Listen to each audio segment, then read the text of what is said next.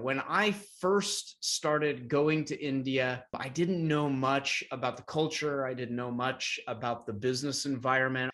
So I had to learn a lot. And really, the way that I like to learn is obviously doing a lot of background research from afar, but then really getting on the ground and getting to know people, getting to talk with people directly so that I can ask questions and record observations that I see about the target market that I'm going after in India. So going over there, speaking at events, talking with a lot of people directly is definitely something that I focused on and was able to learn a lot as a result by doing this. I learned a ton about the Indian marketplace and ended up taking it from in Evernote's case, when I started, we had 20,000 users in India. For Evernote was pretty much nothing. We had many millions of users in other countries, but we didn't have any traction in India really.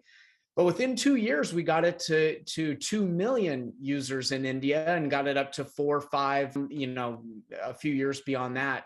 At the time, India was almost a mobile first country. The way that they consumed media was very different than the experience that we were having, in the US. So I wanted to cater to the authentic kind of Indian experience. And one day I was in India, in Mumbai, actually, and I saw a guy with a bunch of things on his head like this. And I asked my country manager, what is this guy doing? What are these things on his head?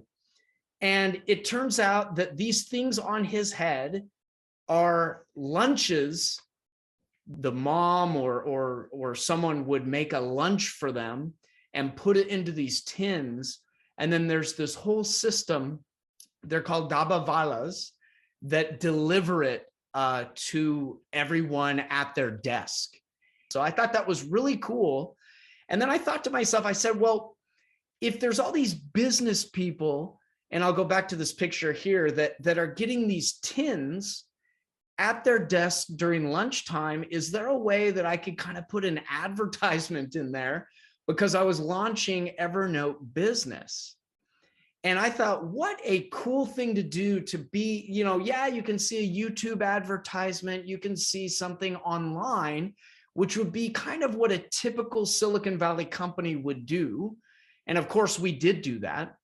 But I said, I want to get something that's a little more homegrown, like something that people would be a little bit delighted to see and kind of surprised, and actually have a lot of curiosity when they see the Evernote logo in there with a little thing talking about Evernote Business. And we put an insert into all these tins all throughout Mumbai, which is really the financial center of India. And we got tremendous response for Evernote Business specifically, with these professionals who wanted to be using Evernote together on the job to collect information, manage information, et cetera, for their businesses. So that was actually a big success, and something that I never would have found on the internet. I never would have found unless I was on the ground watching this happen right before me and asking questions and trying to figure out what we could do with it. So I think that was kind of an interesting, hyper-localized marketing effort that luckily ended up being very successful.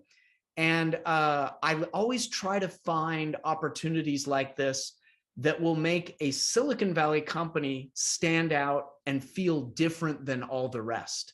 You're never going to see Google do this, or Facebook, or any of the others. So this was something that became a little bit of a competitive advantage in the very crowded marketplace that we were in.